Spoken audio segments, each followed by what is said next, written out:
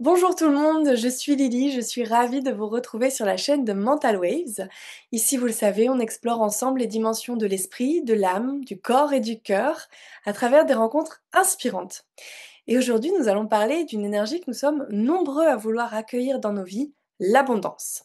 Et pour cela, j'ai la joie d'accueillir une auteure, une autrice lumineuse, une ancienne soignante qui est aujourd'hui thérapeute, médium. Il s'agit de Virginie Bobet. Bonjour Virginie. Ah, bonjour, merci Lily, merci et bonjour à tous ceux qui nous écoutent. Bienvenue, merci d'être avec nous. Tu as sorti récemment un superbe livre que j'ai ici, merci à ta maison d'édition pour me l'avoir envoyé. Écoute ton âme et tout devient possible. Alors je tiens à te dire que j'ai adoré, hein, je te le disais quand on a commencé notre échange, c'est un livre sur l'abondance, mais je trouve que tu abordes cette énergie avec un regard très profond. On parle de valeurs, on parle du cœur, on parle même de souveraineté. J'ai trouvé ça très complet. Et alors je vais mettre l'eau un petit peu à la bouche à tout le monde, hein, mais c'est vrai qu'il y a des méditations, il y a des exercices, il y a un côté pratique en plus des explications qui est chouette.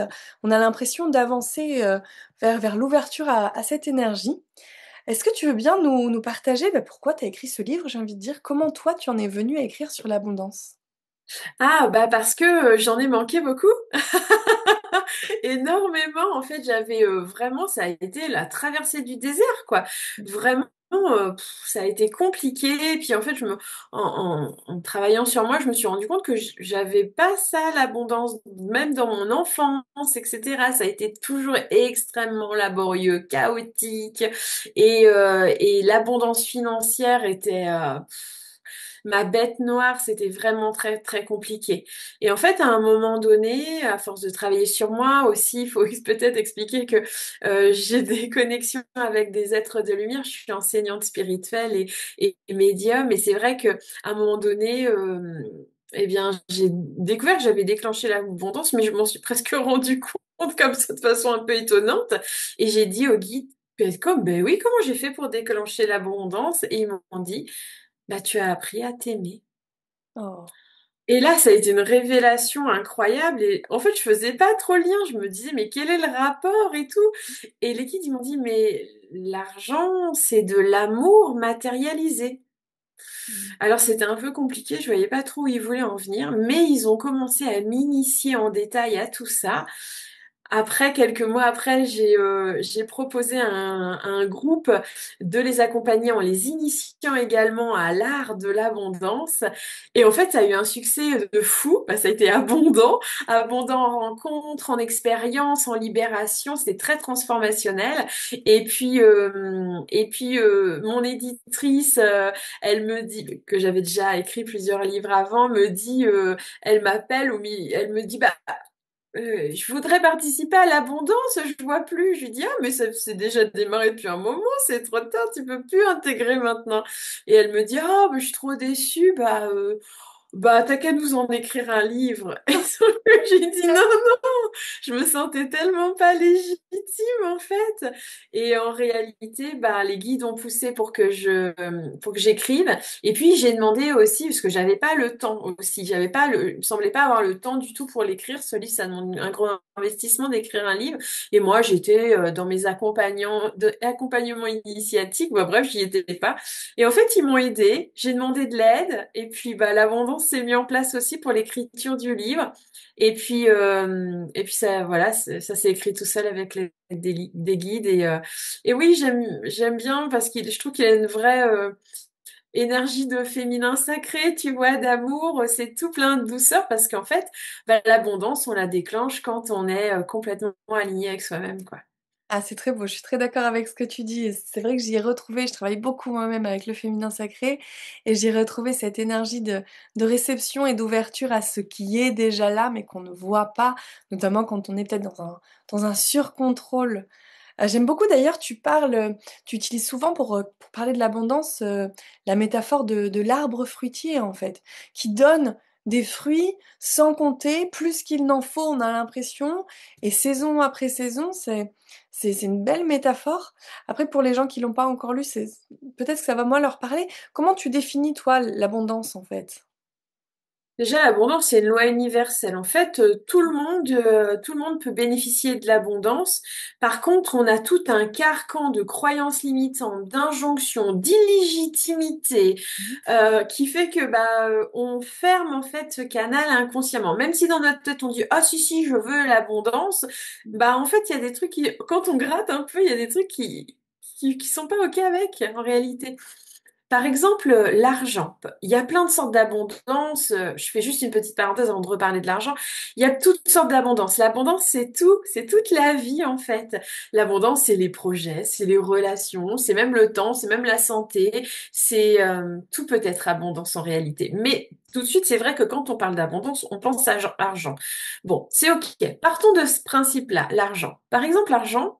Ben, tout le monde en veut. On dit, il fait pas le bonheur, mais quand même, si on n'en a pas, on sent bien que quand même, il y a un truc qui colle pas. On peut être heureux sans, mais avec, c'est quand même plus facile. En fait, souvent, et pour beaucoup, beaucoup d'entre nous, l'argent, c'est un dictateur.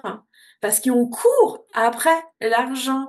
On a l'impression de pas en avoir assez, de pas être libre parce que l'on n'en a pas assez.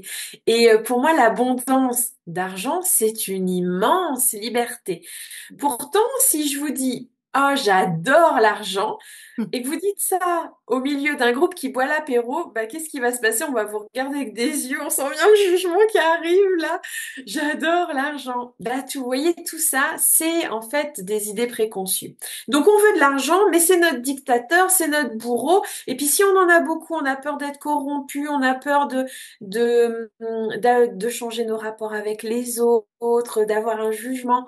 Bref, en fait, c'est vachement compliqué, quoi. Alors, comment on fait pour appeler de l'abondance et à la fois en avoir peur et se dire que c'est notre dictateur ou qu'il va nous corrompre? En fait, tout ça, ça va nous empêcher en réalité d'avancer sur notre chemin et de vivre dans notre abondance complètement. Et là, je vous parle que de l'argent.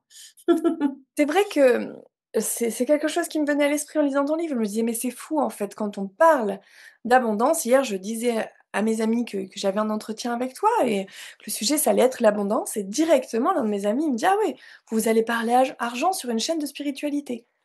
Je me dis: «Mais c'est un raccourci qui est ancré en nous. Abondance, c'est forcément de l'argent». Alors que comme tu le dis si bien, au final, quand on est en santé, on a une abondance de bien-être, de santé qui est, mais le plus important avant même l'argent, en fait. On peut être riche et malade et mais là, on est plus du tout en abondance. Donc elle se manifeste de plein de façons et pourtant, quand on pense à l'abondance, on pense à l'argent. Pourquoi? Parce que on vient d'une société depuis très longtemps maintenant qui a mis beaucoup de choses sur l'argent. On peut penser aux religions par exemple, on peut penser à tout ce que la société peut nous véhiculer par rapport à l'argent. Euh, et puis l'argent, c'est ce qu'on a tous un peu en commun, concrètement. Et puis on est tellement nombreux à en souffrir aussi de ce manque d'argent. C'est ça aussi qui est terrible. Alors on nous dit qu'il y a 1 ou 10% de la population qui a 90, 99% de la richesse mondiale. On se dit mais c'est bizarre cette histoire-là et on pourrait faire des choses plus intéressantes, non? Si on répartissait. Et on est tellement nombreux à en souffrir. Mais en réalité, notre relation à l'argent, c'est notre relation à nous-mêmes, profondément aussi. Et il y a beaucoup d'illégitimité. On ne se sent pas légitime, en fait. Par exemple, demander, si vous êtes salarié, une promotion, ou alors si vous êtes un entrepreneur, trouver la juste tarification à votre service ou à votre produit, eh bien, c'est pas facile tout ça.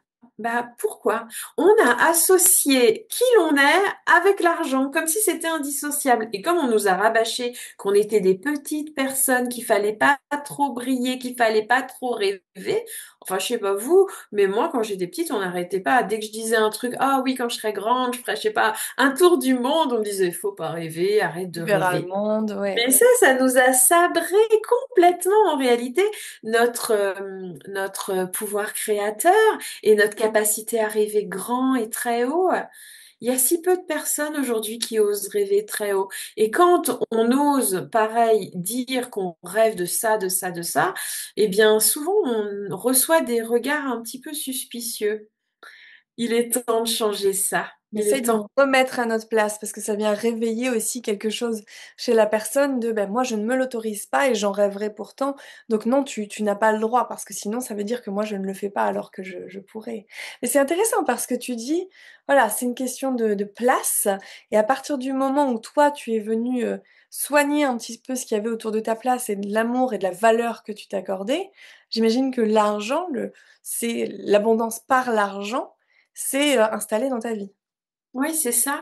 Et puis pas que l'argent, parce qu'en réalité, quand on n'a pas suffisamment de liberté financière, par exemple, eh bien, on va vachement cristalliser dessus et en fait, on polarise de fou.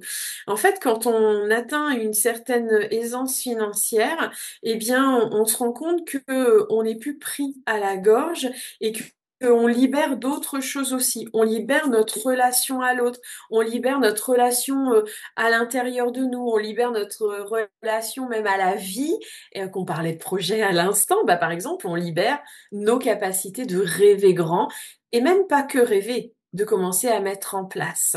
Et ça, c'est génial. Quand on est dans une idée, une conception plus petit, on va aller toujours vers de la médiocrité.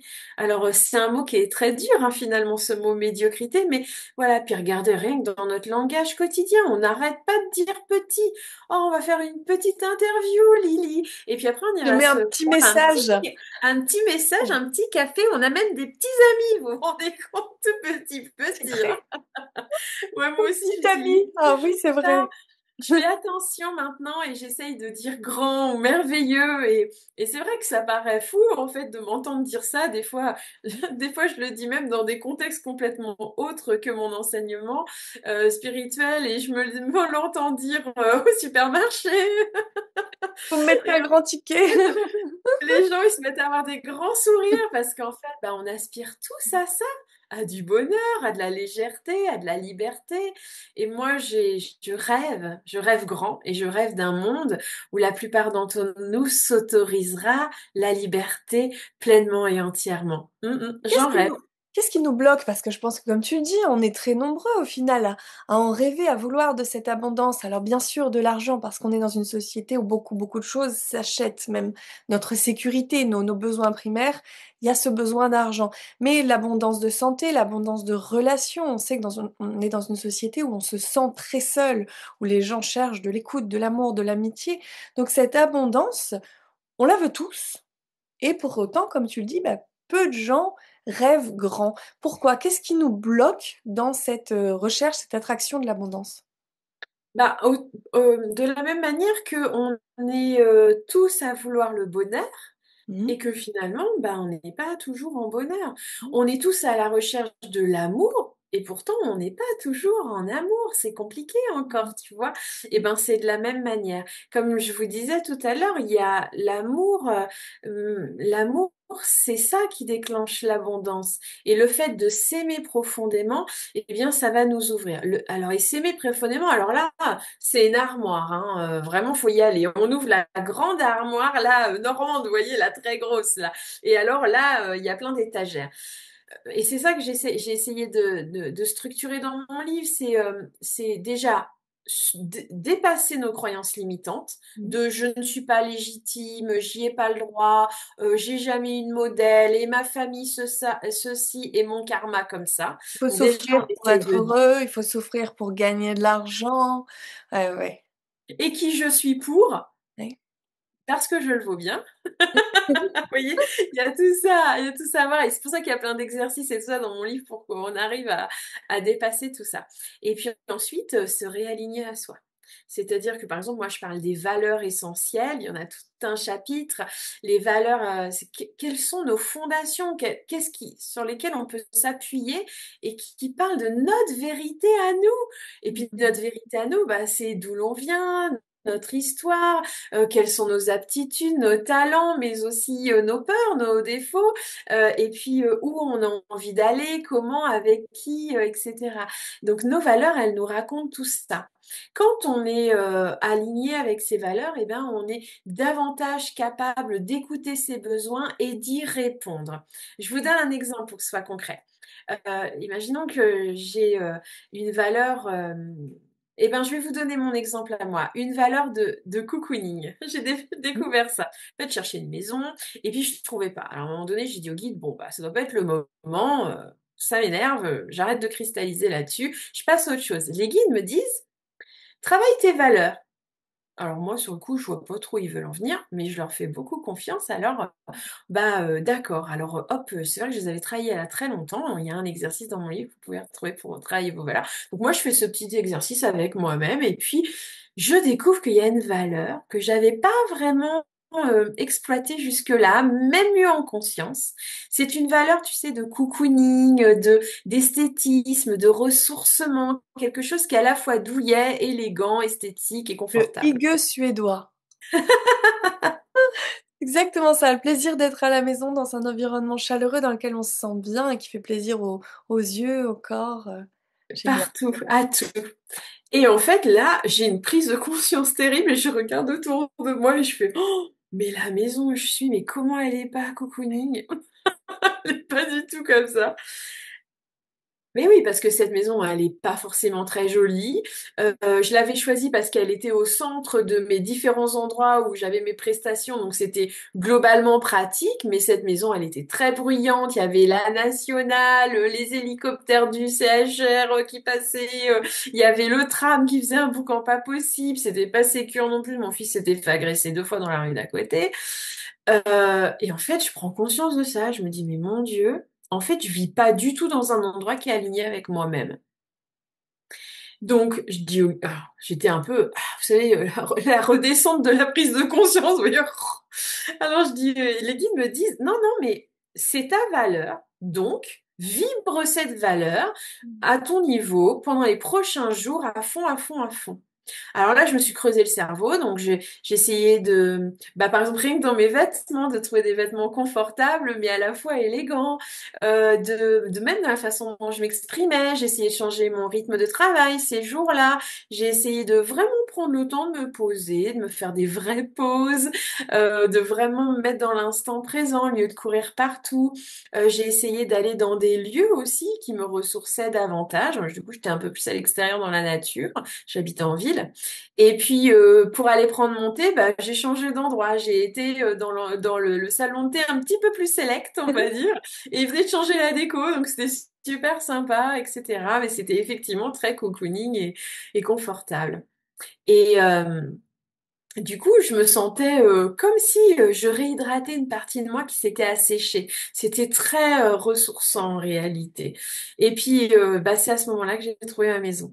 Waouh. Les guides m'ont dit, va voir sur telle appli. Hop, je prends mon téléphone, je me souviens, j'étais sur mon canapé, donc dans ma maison pas très cocooning. Et puis, deuxième annonce, je vois une maison magnifique.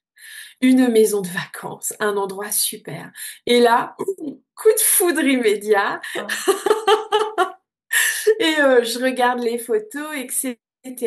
Et là, les guides me disent, en fait, grâce à aligner ta valeur, tu as essayé d'exprimer ta valeur au maximum, tu t'es mis à générer un champ d'énergie, comme moi j'appelle cocooning aujourd'hui.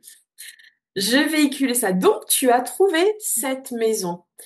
Mais si on te l'avait montré il y a 10 jours, Ah ouais. qu'est-ce que tu aurais dit? Et j'aurais dit là, en toute honnêteté, j'aurais dit cette maison est trop belle pour nous. Waouh. D'ailleurs, le loyer était un peu plus cher que ce que j'avais budgété. Et du coup, je leur dis, oh là là, mais quand même, elle est trop belle et tout. Ils me disent, mais si c'était un cadeau à te faire, à vous faire à tous. Et je leur dis, alors vous m'assurez mes arrières pour que j'arrive à payer le loyer parce que c'est hors de question que je revive des loyers impayés comme j'ai pu le vivre autrefois. Ils me disent, si c'est aligné avec toi, tu verras, tout ira bien. Waouh. Et effectivement, cette maison, on a eu un coup de cœur énorme. C'est vrai qu'elle est magnifique. C'est une vraie maison de vacances et qui nous ressource chaque jour. Et je m'y sens très, très bien. Elle est très, très belle. Et, euh, et en fait, oui, c'est vrai. Je me serais sentie complètement illégitime. J'aurais même pas regardé. si elle nous Il y a eu un convenait. alignement avec ta valeur et ce travail, comme tu le dis, avec la croyance, hein, de dépasser cette croyance de je ne mérite pas, ce n'est pas pour moi, qui je suis, bah, pour du cocooning, pourquoi avoir ce confort, etc. Je dépasse ça, j'assume en fait, j'assume et je mets en place dans des petites actions, donc je concrétise dans la matière ma valeur et là, en fait, j'ouvre la porte.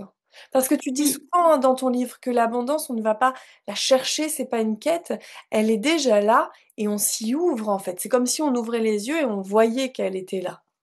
oui, elle est accueillir en nous. C'est pas quelque chose qui un jour nous sélectionne nous parce qu'on est d'accord. Non, c'est pas comme ça. Ou parce qu'on est valeureux de quelque chose. Mmh. L'abondance, ce n'est pas une récompense ni une punition. Mmh. Et c'est ça aussi qu'il faut sortir de cette tête, parce qu'il y a beaucoup de gens qui travaillent énormément, énormément. Moi, j'ai connu ça, j'ai fait ça aussi à une époque, hein. Je travaillais comme une folle, mais en fait, je me respectais pas du tout pour courir après l'argent. Et dans ces périodes-là, c'était tellement frustrant parce que même si je faisais des belles méditations, que j'avais eu plein de monde ce jour-là et j'avais une jolie enveloppe en repartant, bon, en fait, il m'arrivait une tuile. Et à la fin du mois, je me retrouvais pareil. Je suis sûre que vous avez tous vécu ça. Vous pouvez l'écrire en commentaire. Et c'était hyper... une panne de sèche-linge, une facture de garage, peu importe. Mais j'avais vraiment l'impression que la vie s'acharnait sur moi, en fait. Et je trouvais ça complètement... injuste et frustrant. J'étais très en colère, hein, à plein de moments de ma vie parce que je croyais que c'était une punition. Faut complètement sortir de ce schéma-là parce qu'en fait, ça nous trompe et on n'en sortira pas à ce rythme-là. Ce mécanisme de l'univers me punit ou Dieu ou comme vous voulez me punit ou me récompense, c'est encore mettre le pouvoir à l'extérieur. Mmh. Or, et on va peut-être en parler dans le pouvoir créateur et également la souveraineté, notre responsabilité, c'est de comprendre, comme je venais de vous l'expliquer avec ma maison et ma valeur cocooning, si je suis dans ma valeur complètement alignée, eh bien, j'attire à moi des événements, des rencontres, des tas de petites choses et de grandes choses qui vont être alignées sur cette valeur-là. Donc, effectivement, l'abondance, ce n'est pas quelque chose à aller attraper ou ni une récompense, c'est notre capacité à nous ouvrir en grand et nous sentir légitimes. Mmh.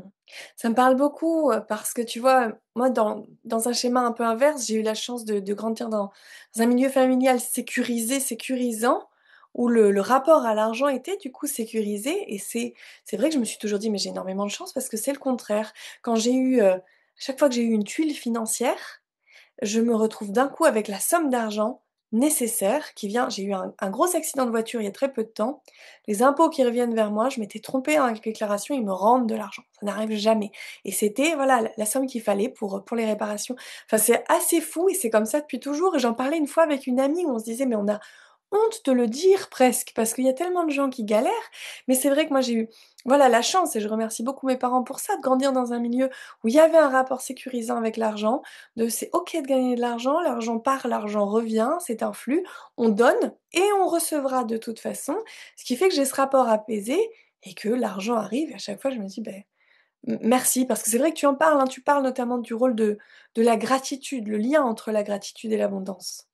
Ah, merci de me donner la perche sur cette magnifique, cette magnifique gratitude.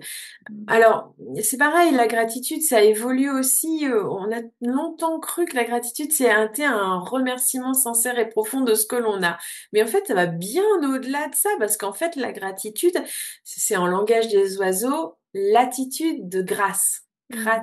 Grâce, attitude, l'attitude de grâce. Donc, l'attitude de grâce, ça veut dire quoi en mot spirituel? Ça veut dire je suis conscient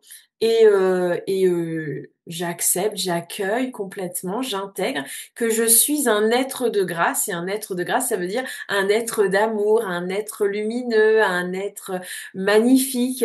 Et quand on reconnaît pleinement qu'on est cet être-là, eh bien, en fait, on danse avec les énergies de la vie et c'est comme ça qu'on danse avec l'abondance. Et c'est tellement intégré qu'on est un être divin, on pourrait dire aussi comme ça, une âme magnifique, un pouvoir de création illimité qui vient vivre une expérience bah, sans se limiter, même si elle est dans la matière, eh bien, on se rend compte qu'en fait, il y a plein de choses qui est accessible. Alors, peut-être que ça dérangeait ceux qui ont construit la société de consommation, mais en réalité, on a des pouvoirs incroyables à l'intérieur de nous, oui. Ah, c'est beau, c'est très beau. Moi, j'avais une question à te poser parce que c'est quelque chose qui, paradoxalement, m'a aussi agitée et il y a beaucoup de gens, à mon avis, qui vont se reconnaître. Quel rôle joue la peur du manque? Cette, voilà, cette peur, comme tu le disais tout à l'heure, hein, même quand on va recevoir de l'abondance, il y a ce petit truc au fond de nous qui nous dit: «Garde-en quand même au cas où, et si on venait à manquer? Oui, là, il y a plein d'occasions, mais et si?» Est-ce que ça nous empêche d'atteindre l'abondance ou même simplement d'en profiter? Complètement. Cette peur, alors on va rentrer dans quelque chose de profond. Alors déjà, c'est le mental hein, qui nous distille cette peur, parce que notre âme, notre essence divine, eh bien, elle est illimitée Mmh. et éternelle. Donc elle connaît pas en fait le manque. Dans le monde spirituel, le manque n'existe pas. C'est dans les mondes matérialisés où on met des fins aux choses. Dans notre conception mentale d'humain, eh bien, il y a des avant, des après, des moins, des plus. En réalité, dans le monde spirituel, ils voient ça comme un continuum. C'est un peu comme vos saisons. Vous savez, nos saisons, elles sont bah, été, automne, mais en réalité, il n'y a pas un interrupteur qui nous passe d'une saison à une autre. Ça se fait graduellement, tranquillement, au fur et à mesure du temps, petit à petit. Et avec ça, toutes les saisons et les années, etc. Eh bien, en fait, c'est pareil. Il est important quand on est dans cette idée, ce concept de séparation et bien effectivement qu'à un moment donné, il y a le plus et le moins. Mais c'est très binaire et dualiste en réalité par rapport à cette idée de continuum, vous voyez. Et donc, on peut commencer comme ça à se dire, ah bah, il y en a qui ont le droit d'avoir beaucoup, il y en a qui sont en manque cruel. Et donc, dans nos mémoires ancestrales qui courent en nous, qu'on a reçues en héritage, bien sûr que dans notre ADN, il y a des famines, des pénuries, la guerre et tout un tas de traumatismes qui a effectivement fait vivre un sentiment de pénurie, de manque profond. C'est resté une blessure terrible à l'intérieur de nous, même si ce n'est que mémoriel.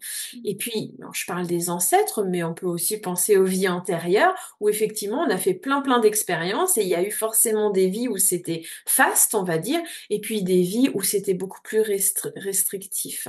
Sûr. Ouais, moi je sais que dans j'ai visité plusieurs vies antérieures et à chaque fois et surtout dans 2, il y a eu une restriction de liberté énorme, énorme avec une un enfermement dans un corps avec un handicap, Mm. un enfermement physique avec une prison, par 2 fois, et aujourd'hui toute ma vie est tournée vers cette quête de liberté. J'avais jamais fait le lien et c'est hier en lisant ton livre où à la fin tu parles de ça et d'un coup je me suis dit: «Mais bien sûr, ma valeur liberté, elle vient de ces expériences», et c'est pour ça qu'elle est aussi profondément ancrée.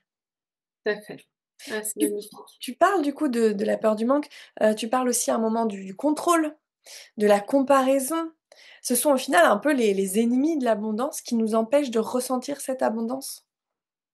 On est sur une période de vie où on va nous demander d'être plus en plus souverain. Ah, c'est un mot que certains ont du mal à apprivoiser, la souveraineté. C'est pour ça que j'y ai dédié un chapitre entier.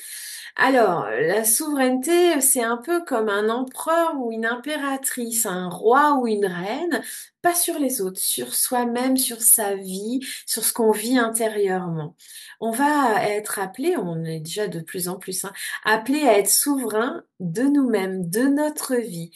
Et alors là, on va se confronter à des mécanismes qui étaient bien installés dans notre société. C'est par exemple la victimisation, c'est-à-dire qu'on va dire que le problème, il vient de l'extérieur.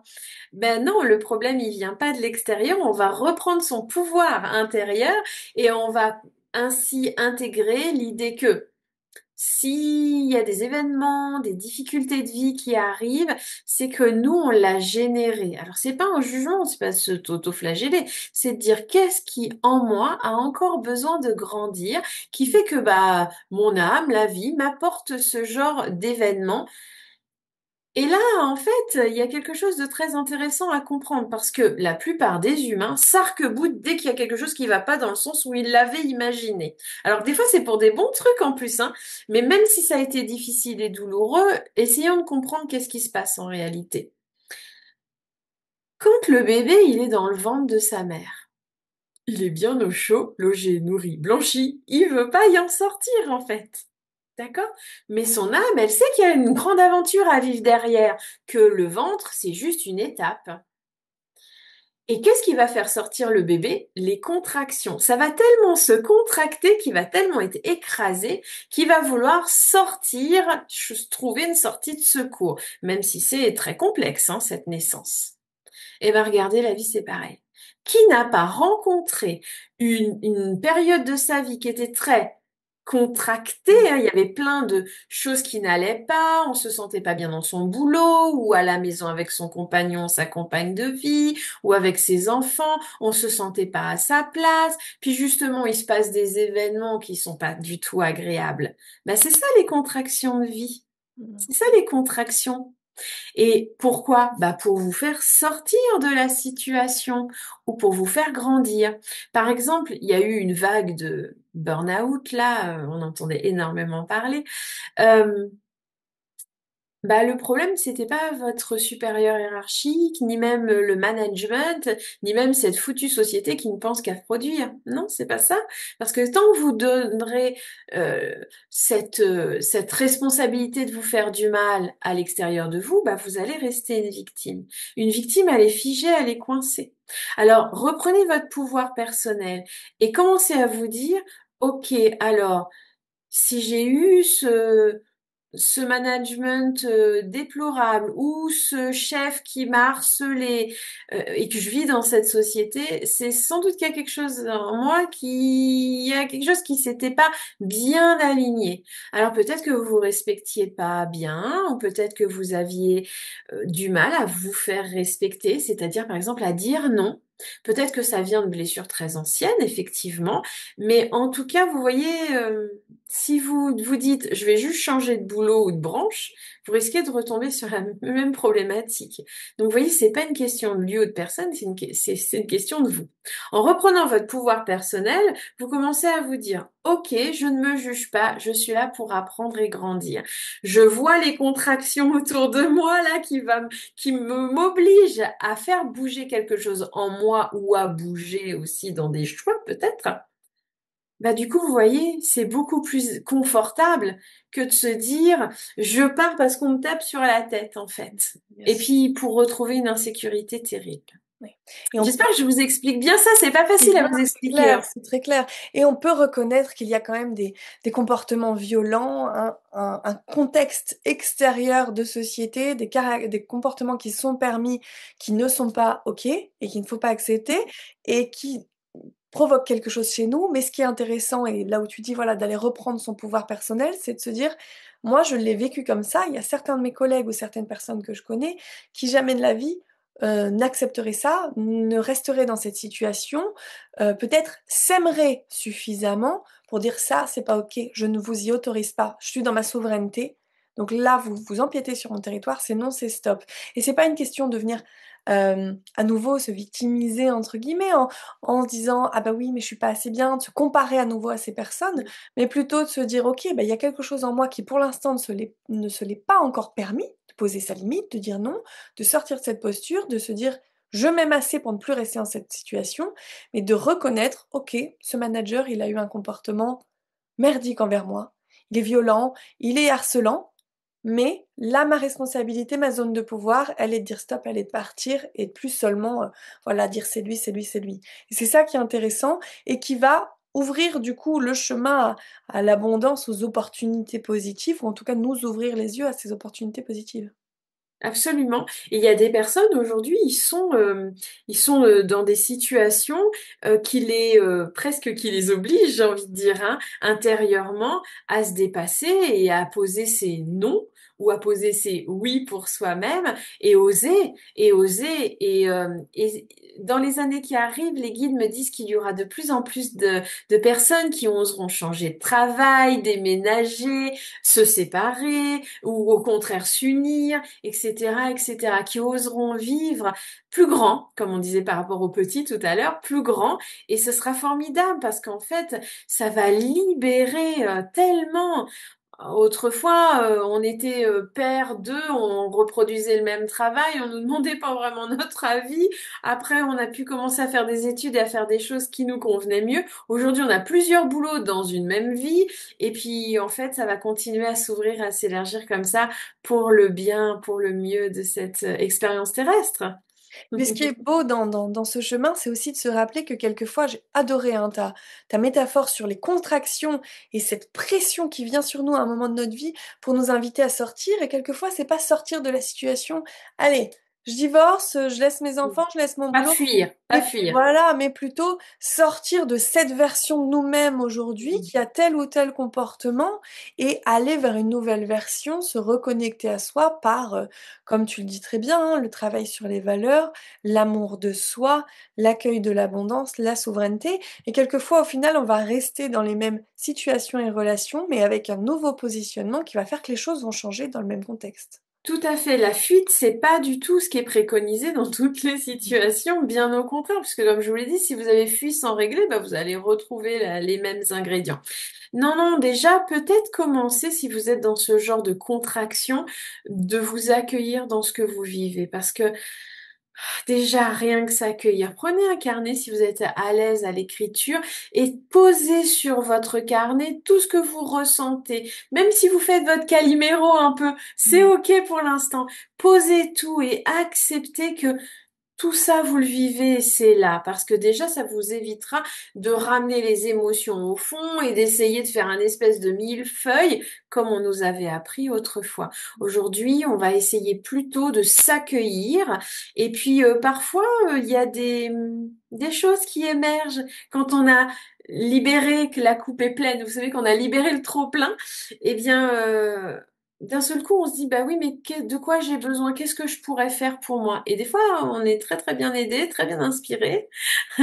Et il y a des jolies choses qui se mettent en place. Mais en tout cas, si vous faites la marmite, le bouillon, parce que c'est terrible à vivre, effectivement, c'est compliqué à vivre ces contractions. Eh bien, l'idée, c'est pas de vous retourner 14 fois dans le ventre maternel, pour reprendre mon image, mais vraiment de trouver l'issue de secours. Et l'issue de secours, c'est pas forcément la fuite, effectivement, c'est déjà nous-mêmes. Et, un mantra que les guides ont donné dans le livre, c'est je suis ce que je crée et je crée ce que je suis. Et alors là, ça va vous mettre des mots de tête, hein, mais c'est un mantra qui est surpuissant et je vous invite vraiment à le prendre en considération sous toutes ses facettes. J'aimais bien tout à l'heure, tu parles de tes guides, quand tu disais, bah voilà, j'ai reçu ce message, j'ai pas bien compris pourquoi il fallait que je travaille sur mes valeurs pour avoir une maison, mais je leur fais énormément confiance. Je trouve que tu parles beaucoup dans ton livre de confiance. Est-ce que bah, l'abondance, la voie de l'abondance, c'est faire confiance et c'est au final le contraire d'avoir peur? Ah mais la peur, c'est l'aspect opposé à l'amour en fait. Mm. Et comme nous sommes des êtres d'amour, eh bien en fait, aller vers la peur, eh bien c'est comme se tourner le dos. Mm. L'abondance, je vous l'ai dit, c'est une loi universelle. L'amour, c'est notre essence universelle. Donc, vous voyez, il y a des choses qui se mettent en place de ce côté-là. Et du coup, ben, la peur, c'est ce qui va nous réduire, nous empêcher de nous connecter à cette essence et à cette loi universelle. Donc, effectivement, je vous invite, et c'est pas facile, regardez comment on a été brassé sur toutes les peurs ces dernières années, surtout depuis 5 ans, excusez-moi, mais avec cet épisode de 2020 et des années qui ont suivi, ben, la peur, on l'a eu en plein visage. Ah, ouais. Ouais, mais pourquoi? Pour qu'on la dépasse. Je vous ai dit tout à l'heure, on vient devenir souverain. Mm. Donc, un souverain, il n'a pas peur. D'accord? Pourquoi? Parce qu'il connaît sa noblesse d'âme, si je puis me permettre d'utiliser ces mots-là. Donc effectivement, quand on est bardé de peur, eh ben là, il y a un travail à faire sur soi pour aller chercher sa force intérieure. Et l'âme, elle est de plein de secours et nos êtres de lumière qui nous entourent aussi pour nous donner la force de dépasser. Il y a plein de gens, moi, ça fait 15 ans que je fais ce métier, alors c'est vrai, j'entends beaucoup de choses, mais j'entends de plus en plus de personnes qui ne restent pas figées dans leur peur. Je trouve ça formidablement inspirant. Et puis, je me dis, mais c'est magnifique, on ose. On ose là où on serait resté figé des fois toute une vie. Mm. Et on grandit beaucoup. Les guides, ils disent en ce moment, vous grandissez en quelques mois plus qu'en plusieurs vies. Oh, Vous ah, vous rendez compte comme ça? Et on le sent bien que ça va vite et que c'est chouette. qu'il y a un élan collectif et ça donne de l'espoir. Oui, c'est comme ça que je finis le livre d'ailleurs. Hein? Je finis le livre en ayant une perspective de si tout le monde devenait un soleil rempli d'abondance et de lumière, eh bien, ça nous bonifierait tous, on serait tous super heureux des vrais soleils, mais pas que nous. Parce que ça déborde et c'est contagieux autour de nous aussi. Et du coup, on pourrait tous créer un nouveau monde d'abondance. C'est pas utopique. Moi, j'y crois, même si évidemment, ça peut prendre un peu de temps. Puis il y aurait ceux qui voudraient pas y aller, c'est OK. Et puis il y aurait ceux qui auront envie de le construire, ce nouveau monde. Eh bien, nous, chez Mental Wave, on est avec toi. On est totalement d'accord. C'est vrai que ça résonne fort ici. C'est aussi ce qu'on partage. Et parmi les personnes qui nous écoutent, bah, vous êtes nombreux, nombreuses à bien sentir que cet alignement n'est pas là et à avoir envie de retrouver du sens et de se reconnecter à ce quelque chose de plus grand. Merci beaucoup, Virginie. Si vous avez envie de vous reprogrammer pour l'abondance, en fait, parce que c'est vraiment ça ce qu'il propose, ton livre, je vous invite vivement à le lire. Il est là, hein. Écoute ton âme et tout devient possible aux éditions Animae. Un très bel ouvrage avec des méditations audio, des tests pour vérifier un petit peu où on en est, des pratiques guidées et puis bah, énormément de réflexions. Bien sûr, on a ouvert des pistes aujourd'hui. Et puis bah, tu le partages, hein, tu es thérapeute depuis un moment maintenant, donc on peut réserver des consultations individuelles avec toi. On peut découvrir tes autres livres, on va les mettre en description. Et puis je crois que tu as créé aussi Ciel, un programme collectif d'éveil. Ah oui, oui, oui, j'ai quelques instants pour raconter l'anecdote parce que elle est trop rigolote. Les guides voulaient que je fasse une école de spiritualité et je leur disais, oh non, non, ça c'est des vieux mots à l'ancienne, moi une école, non, moi j'ai pas aimé l'école. Qui a aimé l'école? Personne ne veut aller à l'école et retourner à l'école. Non, je leur dis, non, non, c'est hors de question, je ne ferai pas une école. Et puis spirituelle, oh non, non, c'est trop vieux, ces termes-là, c'est fini et tout ça. Bon, alors je fais souvent ça, hein, quand les guides me proposent quelque chose, je suis un petit peu ronchonchon, je leur dis oh non, c'est pas. Et puis un matin, je me réveille, ils lâchent l'affaire hein, sur le coup. Hein. Ils se disent bon, on va les laisser maturer, puis on va revenir plus tard. Un matin, je me réveille, puis ils me disent écris, écris. Alors là, j'ai toujours un bloc-notes à côté de moi. Alors ils me font écrire C-I-E-L comme ça, les lettres les unes en dessous les autres. Et puis hop, ils me remettent la main en haut sur le C, et là ils me font écrire centre d'initiation, d'éveil à ta lumière. Wow. Et là, j'étais là, oh mon Dieu, Wow. personne n'y a pensé, c'est pas possible. Wow. Et là, ils m'ont fait, c'est pas une école. Magnifique. Ah, Génial. Et je génial. me suis empressée d'aller voir si ça existait parce que je me dis, oh, c'est tellement facile comme anagramme, en fait. Évident, c'est Eh ben vrai. non. Eh ben non, ça Wow. n'existait pas. Et du coup, bah voilà, j'ai créé Ciel, où j'accompagne en groupe, en distanciel. Je fais beaucoup de choses par Zoom. Et puis de plus en plus, je fais aussi, je viens en région et puis on fait des stages de reconnexion sacrée avec des programmes magnifiques. J'ai plus beaucoup de place en individuel. Voilà, je peux plus absorber tous les gens qui me demandent des consultations. Mais par contre, je vous accompagne en groupe avec grand plaisir. Et bah, je relance un programme en septembre sur l'abondance. Et là, un petit groupe pour vous accompagner bien pas, étape par étape, à bien enlever chaque croyance, etc.